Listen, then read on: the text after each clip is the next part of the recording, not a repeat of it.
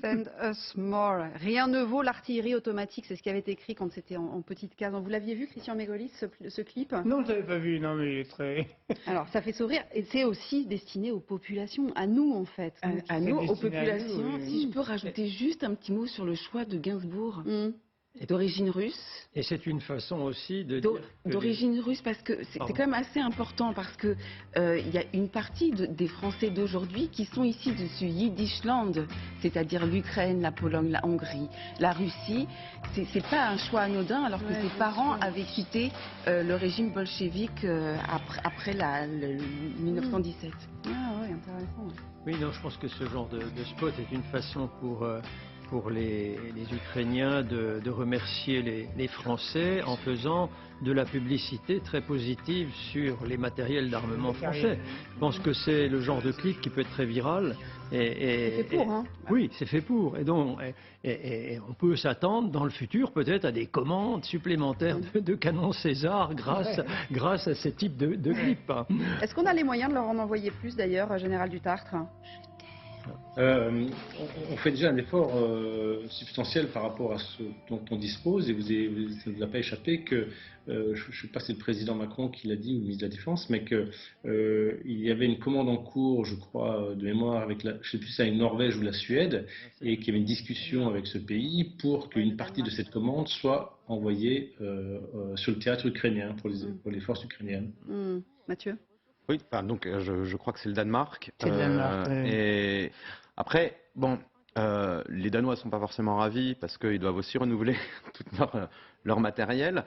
Et les forces françaises commencent un petit peu à être légèrement inquiètes du fait que leur artillerie, au fur et à mesure, parte. Ben, c'est ça. Voilà, donc il ne faudrait pas qu'il nous arrive une situation où nous aurions besoin d'une très très forte artillerie en ce moment. Oui, c'est ça. Oui, mais il n'y a pas que nous. Hein. Non. Les Allemands, c'est pareil. C'est-à-dire qu'une guerre d'artillerie, on n'imaginait pas quand même à ce point-là. Même les Américains disent, pour les munitions, on arrive au bout. Mais oui, mais parce que la guerre du XXe siècle, on pensait que c'était fini, on pensait que la guerre, ça serait cyber, ça serait... Bien sûr. Et donc, pendant presque 30 ans, on a eu ce qu'on appelait les dividendes de la paix, c'est-à-dire une réduction graduelle mais permanente des budgets de défense jusqu'en 2017. C'est ça, tout à fait. Qui nous a amené, l'artillerie française quand même, à n'avoir plus que 72 canons César en ligne. Oui, c'est franchement pas grand-chose. Enfin, voilà. Vous vous rendez compte quand vous lisez les récits de la guerre de 14 ou de guerres plus récentes, même les guerres coloniales, etc. Mais c'est vraiment échantillonnaire.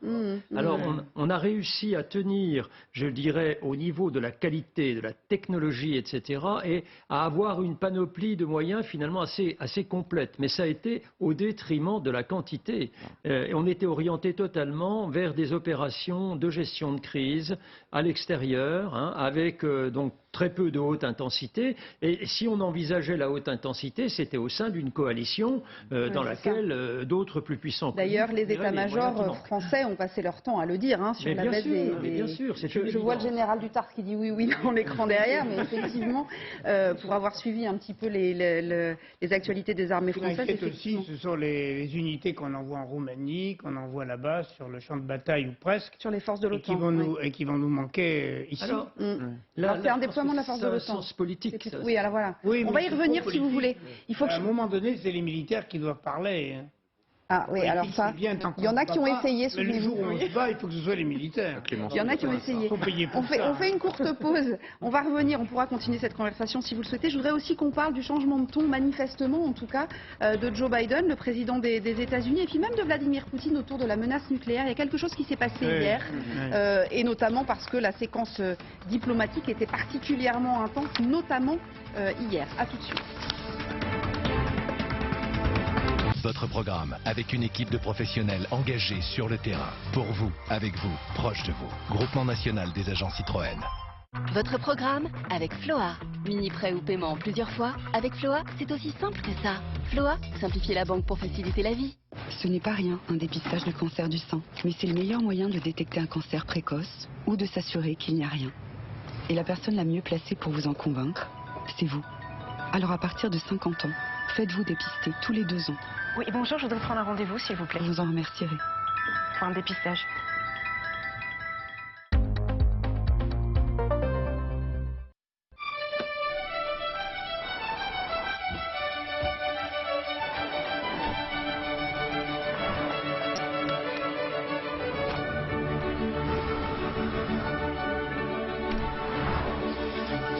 pour ceux qui ne s'arrêtent jamais.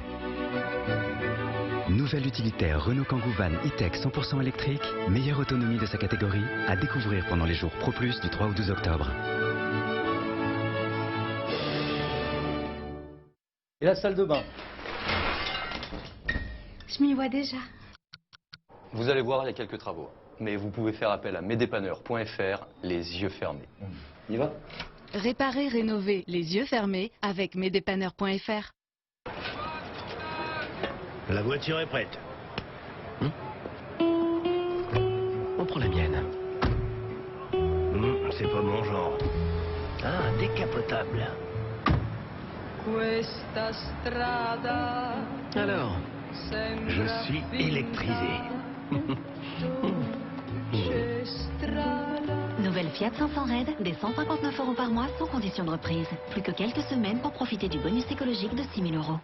En scannant ce QR code juste ici, vous allez découvrir à quoi vous ressembleriez avec des kilos en moins. Grâce à Comme J'aime, c'est possible. Vous vous êtes déjà demandé à quoi vous ressembleriez avec 10 kilos de moins, 20 kilos de moins ou 30 kilos de moins? C'est ultra simple. Vous prenez votre téléphone portable, vous ouvrez l'appareil photo, vous scannez le QR code juste ici et dans 2 minutes, Comme J'aime vous fera découvrir votre future silhouette avec des kilos en moins. C'est simple, c'est gratuit et c'est sans engagement. Scannez le QR code juste ici ou rendez-vous sur commej'aime.fr. commej'aime.fr. À tout moment, le temps peut être compté. Le monde peut s'arrêter. Maladies infectieuses, Covid-19, cancer, Alzheimer. Faites un don à l'Institut Pasteur pour remettre nos vies en mouvement.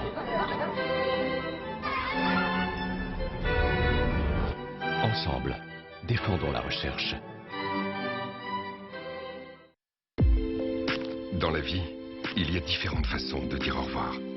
Il y a les au revoir réconfortants, les déchirants. Les au revoir de loin, de près, et ceux qui restent gravés à tout jamais. Et puis, il y a le dernier au revoir. Que faire quand un décès survient? Qui contacter?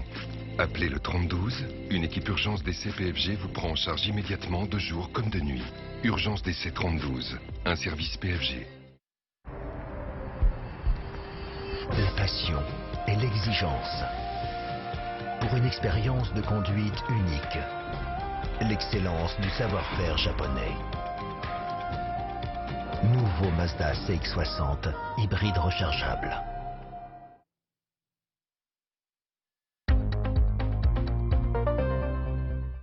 Une croisière? On n'est pas Crésus, nous. Mais ils n'ont peut-être jamais voyagé avec Costa.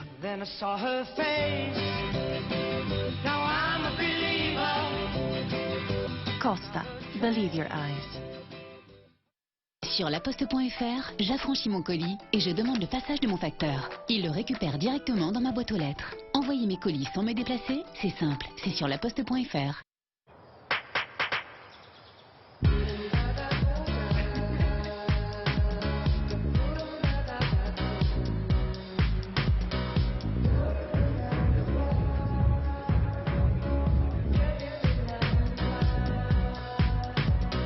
Votre moment, votre style. Découvrez la mode sur Zalando.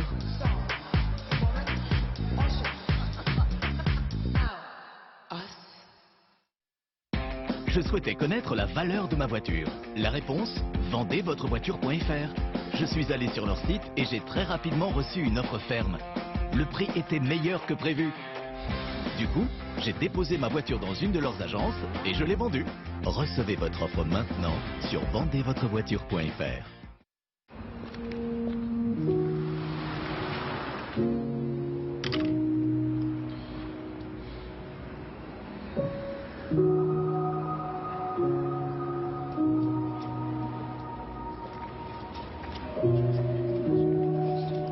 Pour aider les autres quand vous ne serez plus là, pensez à faire un leg. Fondation de France, la fondation de toutes les causes. Renseignez-vous au 01 84 79 78 77 ou sur fondationdefrance.org. Quand tout se passe bien, on est épanoui, content. Le matin, on se lève, on a envie de venir travailler. C'est une sensation de bien-être, en fait. Comme Patrick, les clients de Sage peuvent bien gérer leurs équipes avec nos solutions de paie et RH. Sage, votre business simple et fluide. On va régler ça une bonne fois pour toutes.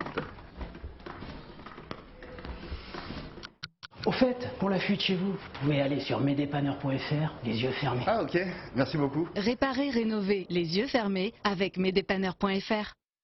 Bonjour, je suis votre algorithme. Je sais à quelle fréquence vous faites du sport, le plat que vous allez commander. Je connais même votre prochaine envie. Non, j'en doute. Nouvelle Alfa Romeo Tonale hybride. Live unpredictably. Voici l'histoire de Coralie et d'Aki et de comment ils utilisent Vista. Ce sont les fondateurs de Jaja. On fait découvrir la cuisine afro-végane.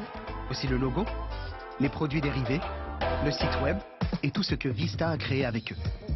Impression, design ou digital, Vista vous aide à vous démarquer. Parce qu'il n'y a qu'une entreprise comme la vôtre. Vista. Votre programme avec une équipe de professionnels engagés sur le terrain. Pour vous, avec vous, proche de vous. Groupement national des agents Citroën. Votre programme avec Floa. Mini prêt ou paiement en plusieurs fois. Avec Floa, c'est aussi simple que ça. Floa, simplifier la banque pour faciliter la vie. 16h42, vous êtes les bienvenus si vous nous rejoignez sur le plateau de cette émission. La séquence internationale et diplomatique, et on le voit, extrêmement intense depuis plusieurs jours, et notamment hier, entre l'OTAN, le G7, la IEA en Russie, Volodymyr Zelensky qui parle à l'UNESCO, et puis le président Biden qui a parlé à la presse américaine hier. Grand entretien chez nos confrères de CNN, et on peut se prendre à espérer une certaine désescalade sur la menace nucléaire quand on entend ce qu'il dit, mais également ce que dit le président russe, c'est Nancy Rice qui nous explique. Si la menace retombait, c'est en tout cas ce que laisse entendre le président américain. Hier, dans un entretien sur la chaîne CNN, Joe Biden s'est montré confiant. Je ne pense pas qu'il le fera. C'est Vladimir Poutine qui, depuis le début du conflit ukrainien, ne cesse de brandir cette menace. Pourtant, la semaine dernière, le locataire de la Maison-Blanche évoquait un risque d'Armageddon nucléaire, l'apocalypse, autrement dit. Changement de ton des deux côtés. Si le président russe avait fait une allusion à la bombe atomique dans son discours télévisé du 21 septembre, devant le secrétaire général de l'AIEA, Vladimir Poutine s'est déclaré ouvert au dialogue. Il existe une politisation excessivement dangereuse de tout ce qui touche au nucléaire. Nous espérons vivement que grâce à vos efforts, nous pourrons réduire toute rhétorique à ce sujet et ramener ce domaine à un état normal, malgré le tumulte qui se déroule sur la scène mondiale. Souffler le chaud et le froid, laisser planer le doute. Vladimir Poutine en est coutumier, d'autant qu'avec les revers militaires accumulés sur le terrain ces dernières semaines, il doit assurer sa survie politique. Un apaisement sur le sujet nucléaire qui va dans le sens du département de défense américain. Nous continuons de suivre la situation de très près. Et ce que je peux vous dire, c'est que sur la base de notre travail, nous n'avons vu aucun signe montrant que M. Poutine a décidé d'utiliser des armes nucléaires sur le territoire ukrainien, ni même qu'il serait prêt à le faire. Calmer le jeu, mais prendre les allusions au sérieux, l'OTAN de son côté reste vigilante. La Russie sait qu'une guerre nucléaire ne peut être gagnée et ne doit jamais être menée, estime son secrétaire général. Qu'est-ce que vous en pensez, Christian Maigrelis? Vous pensez que c'est un réel apaisement ou pas? Parce qu'on est monté très haut la semaine dernière quand même. Oui, mais à la suite du pont, quand il y a eu le discours après le pont de Poutine disant on va se venger, moi j'ai remarqué deux choses. La première, c'est qu'il n'a pas parlé de l'OTAN, il n'a pas dit un mot de l'OTAN, ni de l'Occident collectif, et d'autre part, il n'a pas dit un mot de la force nucléaire. Et j'ai senti là, et je l'ai dit d'ailleurs ici, que la pression diminuait dans la marmite. Est-ce qu'il ne pourrait pas y avoir une part de bluff malgré tout? C'est toujours la dissuasion, c'est aussi beaucoup de bluff. Faut jamais faut jamais dire exactement ce qu'on va faire. Sinon la dissuasion ne veut rien dire. Voilà, donc les Russes, enfin dans la doctrine russe, la notion d'escalade pour arriver à la désescalade est quelque chose d'assez Oui, c'est ça. Mais c'est vrai que c'est assez intéressant quand on voit comment ça évolue depuis une semaine. Ça fait peur quand même. Alors je voudrais que vous écoutiez l'analyse de Pascal Boniface sur LCI. Lui, il croit plutôt effectivement à la sincérité de cette désescalade. S'il le faisait, il se couperait de l'ensemble de ses contacts. Ni la Chine, ni l'Inde, ni les pays latino-américains, ni les pays africains ne pourraient continuer d'avoir des relations normales avec un pays qui a utilisé l'arme nucléaire. Il n'est pas seul à prendre la décision, et même s'il disait « je joue mon va-tout », il y a des gens qui voudraient lui dire « non, non, mais tu joues ton va-tout à toi, mais la Russie doit survivre, et tu as déjà fait suffisamment de dégâts, tu dois arrêter ». Alors, le Vatou, il est sans doute déjà joué pour ce qui le concerne, mais c'est vrai, Rachel Kahn, que concernant par exemple la Russie et l'Inde, on imagine très bien qu'effectivement les relations deviendraient particulièrement compliquées après. Absolument, absolument. En fait, je crois que cette prise de parole plus piano, c'est aussi le fait que, de la part de Biden, mais aussi de la part de Poutine, que l'ensemble de la communauté internationale regarde et scrute le langage et les mots qui sont prononcés par ces deux présidents. Et en fait, ça serait vraiment une image détestable si l'un était aujourd'hui, après le pont, très virulent par rapport à très va-t-en-guerre là-dessus. Ouais. Et puis après, il y a cette phrase d'Einstein, vous la connaissez tous. Je ne sais pas comment sera la Troisième Guerre mondiale, mais je sais qu'il n'y aura plus beaucoup de monde pour voir la quatrième. Oui, c'est ça. Ouais. Non, mais c'est vrai. Alors, on a voulu s'intéresser particulièrement au changement de ton de Joe Biden, parce que c'est vrai qu'il nous a étonnés. Donc, il a donné une interview hier à nos confrères de CNN. Son changement de ton à l'égard de Poutine, Magali, et c'est vrai que c'est assez spectaculaire. Vous êtes revenu évidemment quelques semaines en arrière. Oui, alors juste pour rappeler ce qu'il a dit au cours de la nuit à CNN, regardez, je pense que Vladimir Poutine est une personne rationnelle qui a clairement mal évalué la situation. Le changement de ton, vous avez raison, est spectaculaire parce que si on remonte un petit peu en arrière, il n'a pas été toujours aussi diplomate Joe Biden. Remontons au mois de mars, 5 jours seulement après le début de l'invasion. Joe Biden à l'époque ne disait pas que Vladimir Poutine était quelqu'un de rationnel. To all Americans, I'll be honest with you, as I always promised I would be. A Russian dictator invading a foreign country. Voilà, il disait plutôt à l'époque c'est un dictateur, mais aussi...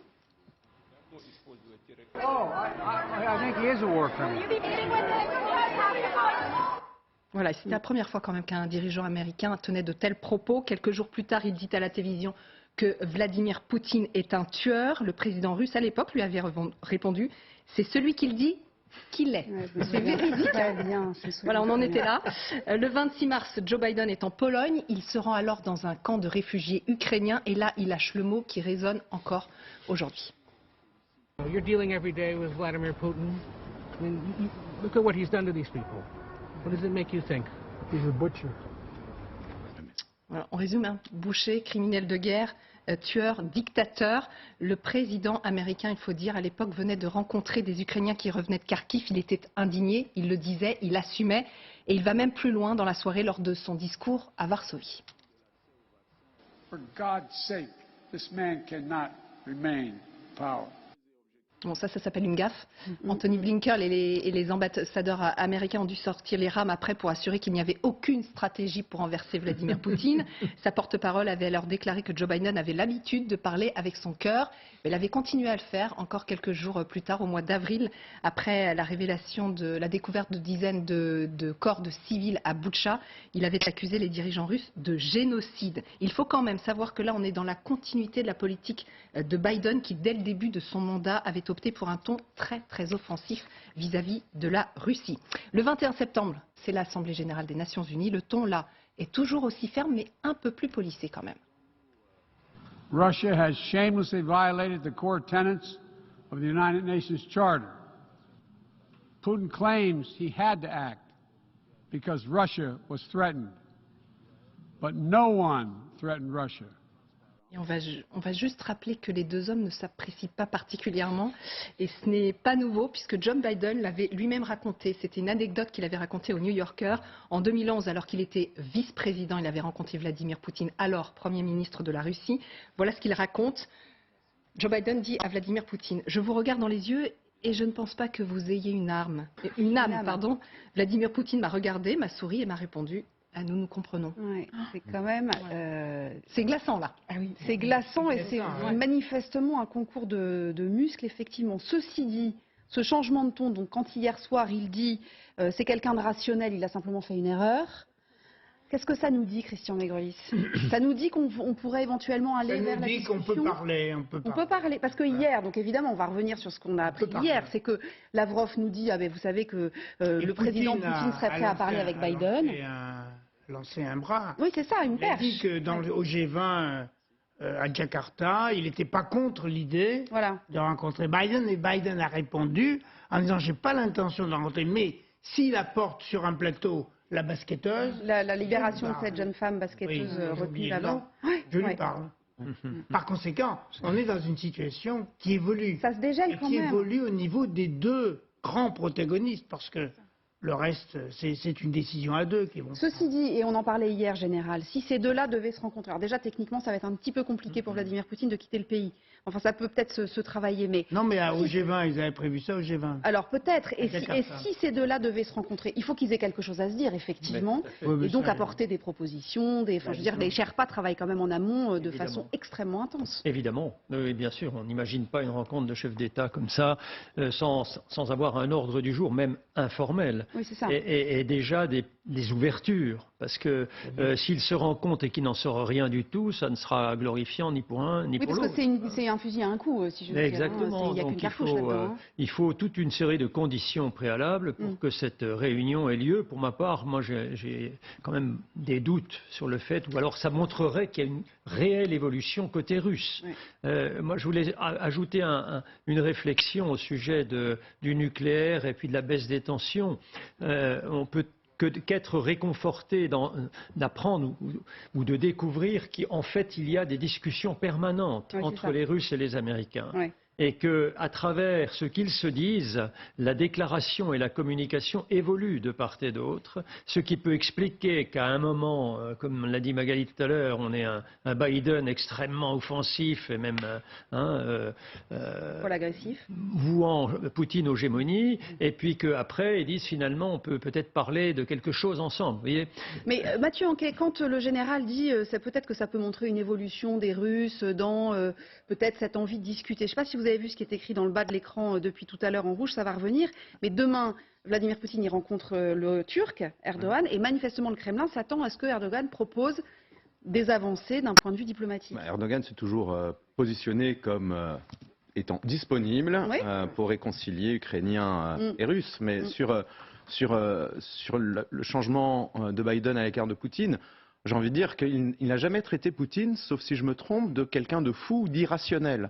On peut être un boucher irrationnel, ça, je vous rassure. C'est la rationalité, vous savez, il est rationnel dans son récit, Vladimir Poutine, et il ne change pas vraiment d'un iota à ce niveau-là. Il a ses ambitions, il a son récit national, il a à proposer aussi à sa population.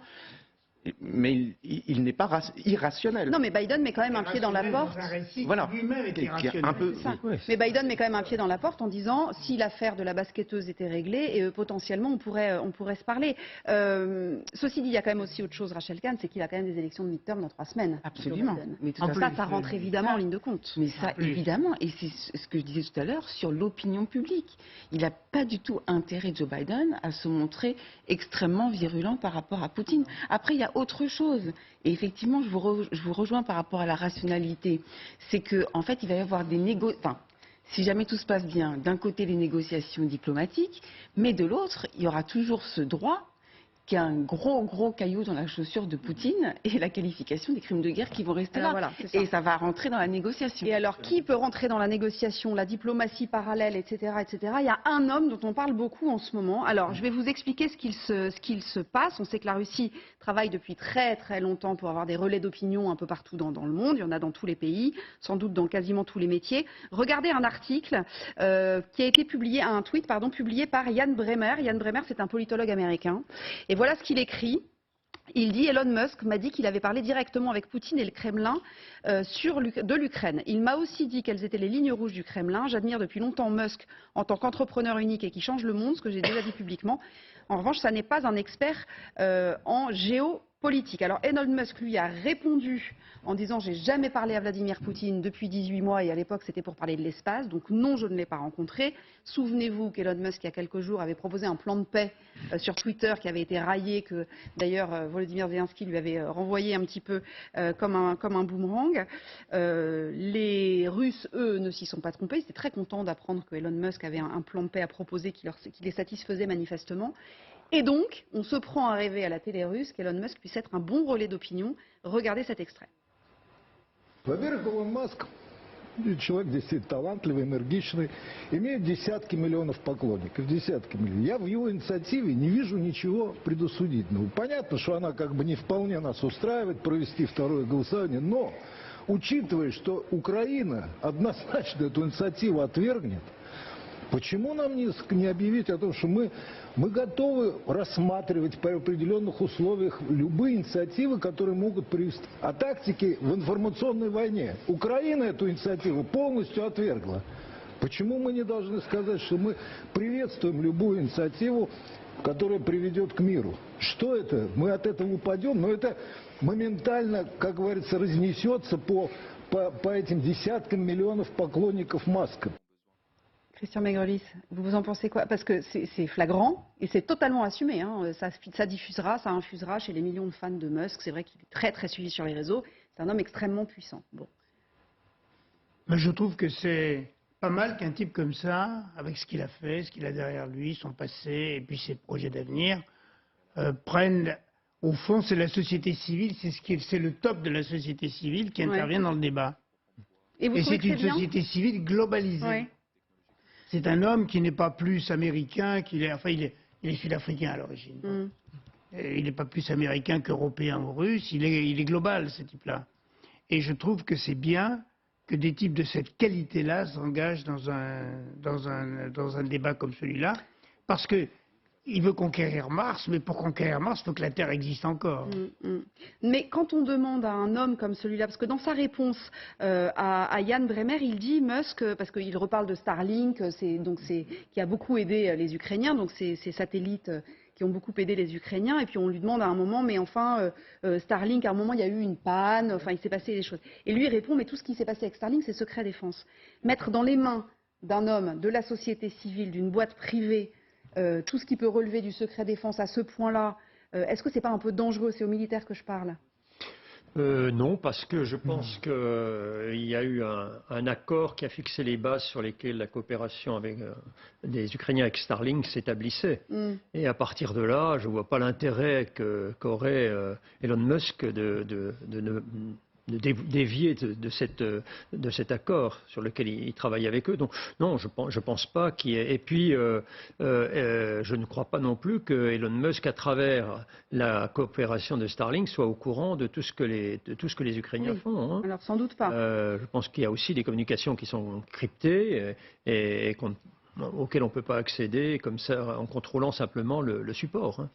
Voilà. Ça me gêne beaucoup, en fait, d'un point de vue de la construction du droit international et de la diplomatie internationale. Parce que là, très précisément, Elon Musk représente le symbole de notre période 2022 avec la surpuissance des chefs d'entreprise. Et on le voit à l'OMC, par exemple, où finalement... le bras de fer est extrêmement compliqué entre les gros chefs d'entreprise et certains États qui n'ont pas les moyens en fait, de se défendre. Et là, en fait, ça pose ce sujet. Bien sûr, c'est la société civile, mais une société civile, c'est pas Monsieur Tout le Monde non plus. Des ONG, des ONG voilà. Oui, parce que, regardez, des personnes qui ont, avec une puissance morale, voilà. Une aura. C'est ça, on se demande s'il peut être manipulé ou pas, ne serait-ce que à titre d'exemple. Donc c'était, la dernière fois, on avait des Ukrainiens qui remerciaient Elon Musk justement pour Starlink. Une semaine après, donc il fait son proposition de plan de paix, et là les Ukrainiens disent, même Volodymyr Zelensky dit, est-ce que vous préférez celui qui est pro-Ukraine ou celui qui est pro-Poutine? Et ben regardez ce qui se passe à Odessa, là, cette image on vient de la trouver. À Odessa, il y avait des street art qui avaient fait un portrait, notamment d'Elon Musk, pour le remercier de l'aide qu'il avait apportée à l'Ukraine. Ben, on est en train de tout arracher, en fait. Il est à côté de Leonardo DiCaprio qu'on va laisser en revanche. Mais voilà, ça veut dire qu'effectivement, enfin bon, tout le monde peut faire de la politique, hein, on est d'accord, mais... Il y a quand même un problème. Moi, je suis d'accord avec ce qui a été dit à propos de l'intervention d'un haut représentant de la société civile dans ce débat hautement géopolitique et géostratégique. Néanmoins, ça pose quand même le problème de la capacité de ce type de chef d'entreprise mondialisé de s'affranchir pratiquement des États. Complètement. Oui, c'est ça. Parce et donc là, ça pose quand même un vrai problème. Et à mon avis, ça va sans doute peut-être quelque part indisposer un peu aussi l'administration américaine. Eh oui. Allez, on va en reparler dans quelques instants. Merci mille fois en tout cas pour toutes ces explications. C'est des sujets qui sont vraiment absolument passionnants. Je vous garde avec moi, Christian Maegrelis, si vous êtes d'accord. Et j'accueille mes autres invités dans une seconde.